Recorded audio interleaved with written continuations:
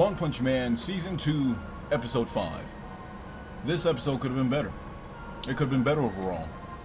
Personally, I thought it was average. There were things, animations, just certain choices that were made that I think could have been done better. See, I've seen Season 1 a long time ago, and each episode was basically enjoyment. It was basically fun. It was just fun to go through. Now, I don't know if it's because this is Season 2 and it's being done by a whole nother animation company.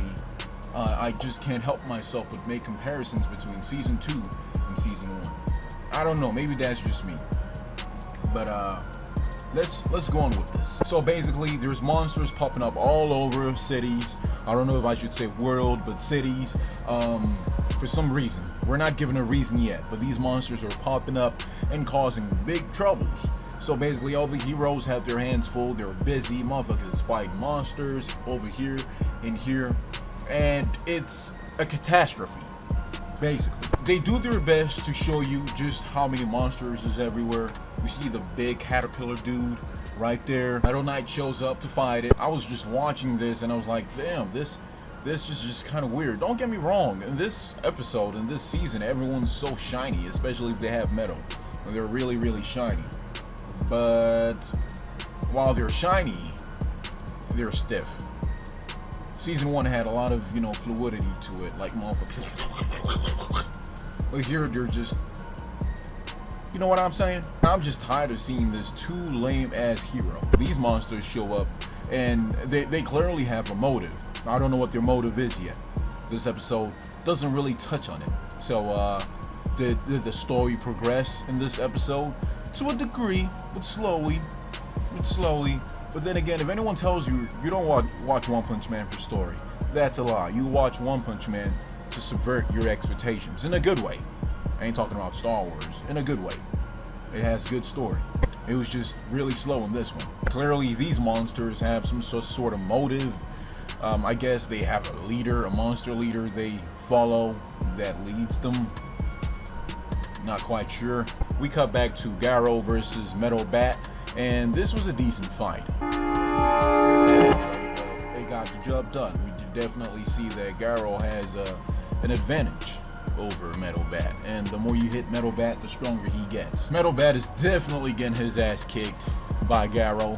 He's definitely getting his ass kicked, but we do see that while Metal Bat is definitely getting his ass whooped, there are hints that he, on the right day, with the right training, has the potential to give Garou a very good fight. We literally see Garou's hand shaking from blocking all of Metal Bat's attack.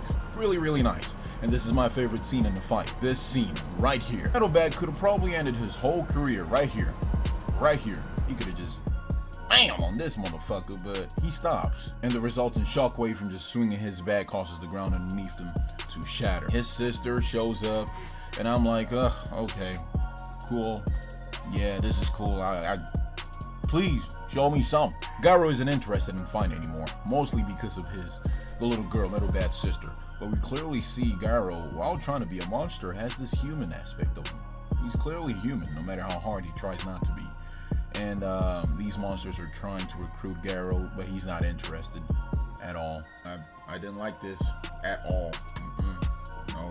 We're introduced to the rest of the contestants in the tournament, and I will say I was kind of happy not seeing a lot of people with the same faces. Everyone's sort of unique in their own way. They stand out, so that's good. I love seeing stuff like that. Though some of them do look kind of generic, but at least they have their own sort of unique individuality, if you know what I mean. This motherfucker reminds me of Reed. Just the eyebrows. He's got a unibrow. And God, I wish I had sideburns like that. I shaved my sideburns, by the way. It ain't this barren. The conversation between these three was really interesting. So I kind of figured Saitama might probably fight the blonde dude.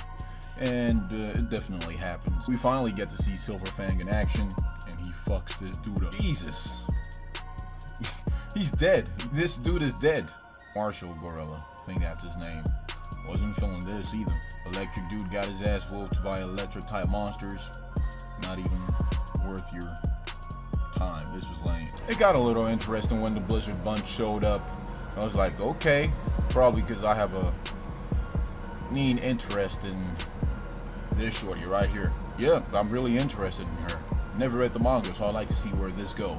I won't lie, I thought he was gonna lose. Max KO. I thought he was gonna get his ass knocked the fuck out. So subverted my expectations, just like One Punch Man should. It should find ways to just surprise you. It keeps happening, so I'm cool with that. And the next fight, like I predicted, is between Saitama and the blonde, and the episode ends right there. So I'm like, wow, that blonde dude better be strong. Like, I want to see this going to the next episode. And yeah, Saitama's gonna whoop his ass, but still, I want a good fight. So I let the credits just roll, and then I saw this. Yeah, I'm glad. I'm glad they settled it right here. Hey, it is what it is. Thanks for watching.